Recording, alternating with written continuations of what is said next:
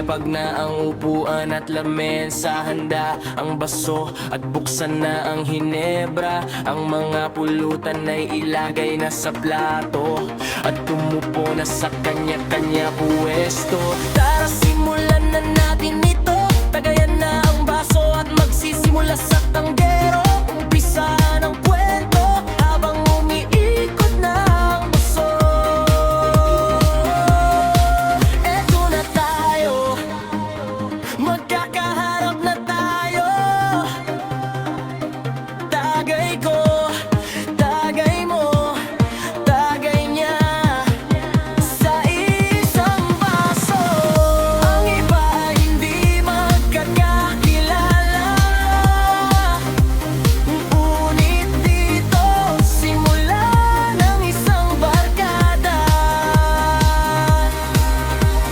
Iba't ibang kwento ang maririnig mo. Ang bawat tawa at biro sa isa't isa ay parang musika sa tenga. Bawal ang pikon, siguradong ikaw ang talo. Nakakailang bote na ba tayo? Tila wala pang nahihilo. Eto naman tayo, magkakaharap na naman tayo.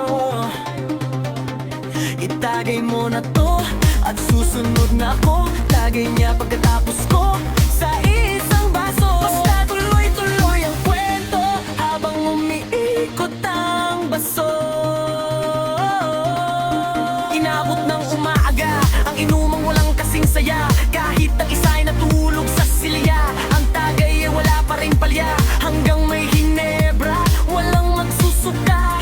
Tuloy ang walwalang hanggang abutin ng umaga.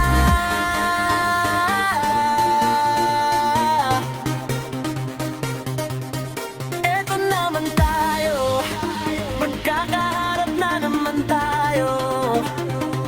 Bro, itagay mo ito, susunod naman ako.